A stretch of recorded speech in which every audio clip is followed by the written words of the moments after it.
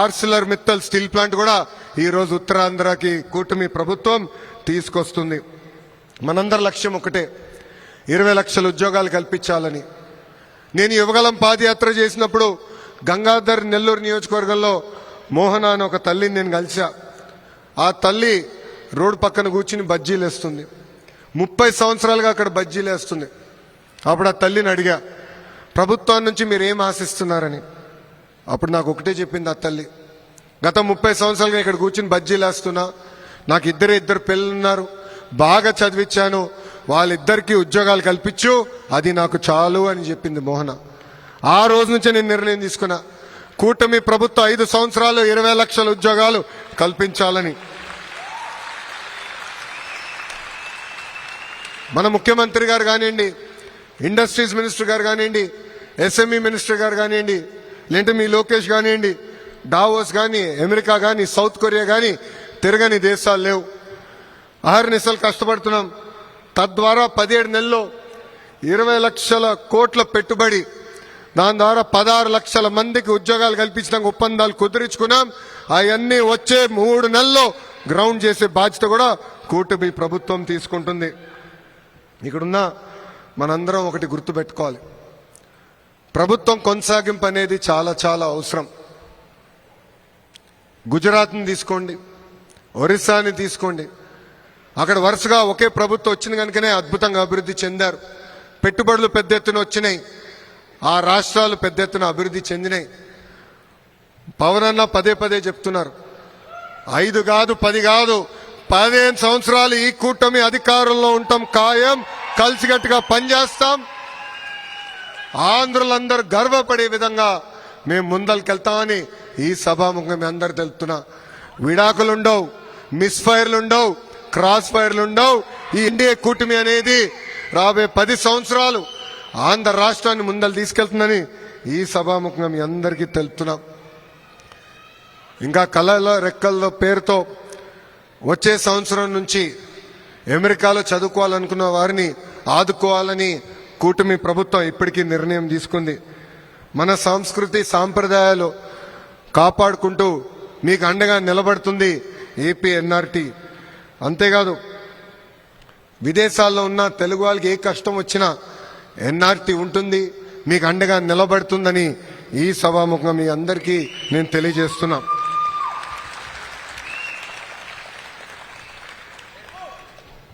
అందరం ఇక్కడున్న అందరం కొంచెం కష్ట పరిస్థితుల్లో ఉన్నాం. చదువుకుని మంచి ఉద్యోగాలు రాబట్టుకునేదానికి ఇంత దూరం వచ్చాం. ఇక్కడున్నా మిమ్మల్ని అందరూ ఒకే విషయం చెప్పాలనుకుంటున్నాం. ఒక్కొక్క కుటుంబానికి ఒక్కొక్క రకమైన పరీక్ష పెడతాడు దేవుడు. 2019లో మంగళగిరి నియోజకవర్గంలో నేను ఓడిపోయాను, కానీ నేను అధైర్యపడలేదు. మొదటి రోజు బాధ కలిగింది. ఆ బాధ ఆవేదన నాలో కసి పెంచింది. 5 సంవత్సరాలు కష్టపడ్డా, తిరిగి ఆ నియోజకవర్గంలో పోటీ చేశాను. ఆంధ్ర రాష్ట్ర చరిత్రలోనే ఎప్పుడు రాని విధంగా 91,000 మెజార్టీతో కైవసం చేసుకున్నా. ఇది ఇక్కడున్న యువకులకి ఎందుకు చెప్తున్నానంటే, ఒక చిన్న దెబ్బ తగిలిందనో, ఎదురుగాలు ఉందనో బాధపడతాం, ఆత్మహత్య చేసుకుంటాం సరైన మార్గం కాదు. మన తల్లిదండ్రులు ఎంతో కష్టపడ్డారు, మన అద్భుతంగా పెంచారు, అహర్నిశలు మన కోసం కష్టపడ్డారు. వాళ్ళ గురించి కూడా మనందరం ఇక్కడ ఆలోచించాల్సిన అవసరం చాలా చాలా ఉంది. అందుకే అండగా నిలబడతాం. కేవలం జాబ్ సీకర్సే కాదు, జాబ్ క్రియేటర్స్గా కూడా మనం తయారవ్వాల్సిన అవసరం మనందరిపైన ఉంది. దానికోసం రతన్ టాటా ఇన్నోవేషన్ హబ్ కూడా మీకు అండగా నిలబడుతుంది. మీ ఇన్నోవేటివ్ ఐడియాస్ని పెద్ద ఎత్తున ప్రోత్సహించడానికి కూడా మేము సిద్ధంగా ఉన్నామని ఈ సభాముఖంగా మీ అందరికి తెలుపుకుంటున్నా. ఇంకా అమెరికాలో ఈరోజు మనందరికి ఇంత గౌరవం తక్కుతుందంటే దానికి కారణం మనకన్నా ముందలొచ్చిన వారు. 1960 నుంచి పెద్ద ఎత్తున తెలుగువారు, ఆంధ్రులు కూడా అమెరికాకి వచ్చారు, అద్భుతంగా ముందరికెళ్ళారు, మన గౌరవం ఇక్కడ పెంచారు. ఇప్పుడు ఆ బాధ్యత మన భుజస్కంధాలపైన ఉన్నాయి. ఆ గౌరవాన్ని ముందలు తీసుకెళ్లాలని ఈ సభాముఖంగా మిమ్మల్ని అందరూ నేను కోరుతున్నా. అందరం కలిసికట్టుగా పనిచేయాలి, ఒకరొకరికి అండగా నిలబడాలి. అప్పుడే మన హక్కుంది సాధించగలుగుతామని ఈ సభాముఖంగా మీ అందరు తెలుపుకుంటూ, ఇప్పుడే తమ్ముడు ఎర్రబుక్ గురించి అడిగాడు. నేను గతంలోనే చెప్పా, ఎర్ర బుక్ దాని పని చేసుకుంటా పోతుందని. చట్టాన్ని ఉల్లంఘించిన వారు ఎవరిని మేము వదిలిపెట్టట్లేదు, పెట్టము. దాంట్లో ఎలాంటి డౌట్ లేదు. కానీ వాళ్ళు చేశారు గనక మనం చేయాలనుకుంటే చాలా పొరపాటు అవుతుంది. 151 అయింది. అది గుర్తుపెట్టుకోవాలి. నేను ఎవరిని వదిలిపెట్టే ప్రసక్తే లేదు. చట్టపరమైన నిర్ణయాలు తీసుకుంటాం, యాక్షన్ తీసుకుంటాం, ఎవరిని వదిలిపెట్టమని ఈ సభాముఖంగా మీ అందరు తెలుపుకుంటూ, ఇక్కడ పేర్లు అవసరమా? టైం వేస్ట్ భయ్యా. నా తల్లిని అవమానిస్తే నేను వదిలిపెడతానా?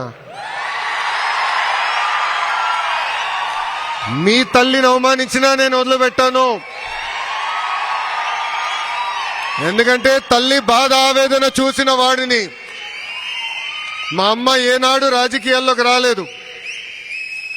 వాళ్ళ నాన్నగారు ముఖ్యమంత్రి, భర్త ముఖ్యమంత్రి, కానీ ఒక్క పోస్టింగ్ కానీ ఒక్క కాంట్రాక్ట్లో ఏనాడు తల్లి ఇన్వాల్వ్ అవ్వలేదు. అలాంటి తల్లిని శాసనసభ సాక్షిగా అవమానిస్తే నేను వదిలిపెట్టే ప్రసక్తే ఉండదు. మీకు ఎలాంటి డౌట్ వద్దు. వాళ్ళు అవమానించారని మనం అవమానించకూడదు. ఎందుకంటే నేను మళ్ళీ ఒక విషయం చెప్పాలనుకుంటున్నా. తెలుగు వాడక భాషలో కొన్ని పదాలు ఉంటాయి, మహిళల్ని కించపరిచే విధంగా కొన్ని పదాలు ఉంటాయి. అవన్నీ ఇక్కడ మనం ఉన్నోళ్ళందరం మర్చిపోవాల్సిన అవసరం ఉంది. మహిళలందరినీ గౌరవించాలి. ఏ పార్టీ వాళ్ళైనా పర్వాలేదు, మహిళల్ని సమాజంలో గౌరవిస్తేనే ఆ సమాజం డెవలప్డ్ సమాజం అవుతుంది. ఈరోజు గౌరవ ప్రధానమంత్రి గారు వికసిత్ భారత్ గురించి మాట్లాడుతున్నారు పదే పదే. విలువలు కూడిన భారత్ ఉంటేనే వికసిత్ భారత్ మనందరం సాధించగలుగుతాం. అందుకే కలిసికట్టుగా ముందరికెళ్దాం. వాళ్ళు అన్నారు కనుక మనం అనాల్సిన అవసరం లేదు. మన రూటే వేరు, మన స్టైలే వేరు. 164 రికార్డులు కూడా బద్దలు కొట్టాల్సిన బాధ్యత ఇక్కడున్న మనందరి పైన ఉందని ఈ సభాముఖంగా తెలుపుకుంటూ, నాకింత అద్భుతమైన ఘన స్వాగతం పలికిన Dallas TDP, Janasena, Bharatiya Janata party సభ్యులందరికీ పేరు పేరున నా హృదయపూర్వక ధన్యవాదాలు తెలుపుకుంటూ, లాస్ట్ ఫర్ ద బెస్ట్ భయ్యా. మీ అందరి బాలయ్య, నా ఒక్కడికే ముద్దల మావయ్య. సినిమాల్లో కానీ రాజకీయాల్లో కానీ ఆయన స్టైలే వేరు. బోలా శంకరుడు మనసులో ఉంది చెప్పేస్తాడు, మనసులో ఉంది చెప్తాడు, ప్రజల్ని గుండెల్లో పెట్టుకుని కాపాడుతాడు, నన్ను కూడా అట్లనే చూసుకుంటాడు. మనందరి బాలయ్య, నా ఒక్కడే ముద్దల మావయ్య. జై బాలయ్య, జై బాలయ్య. చంద్రబాబు నాయుడు గారి నాయకత్వం, చంద్రబాబు నాయుడు గారి నాయకత్వం, పవన్ అన్న నాయకత్వం, పవన్ అన్న నాయకత్వం, నరేంద్ర మోడీ గారి నాయకత్వం, నరేంద్ర మోడీ గారి నాయకత్వం. జై హింద్, జై హింద్.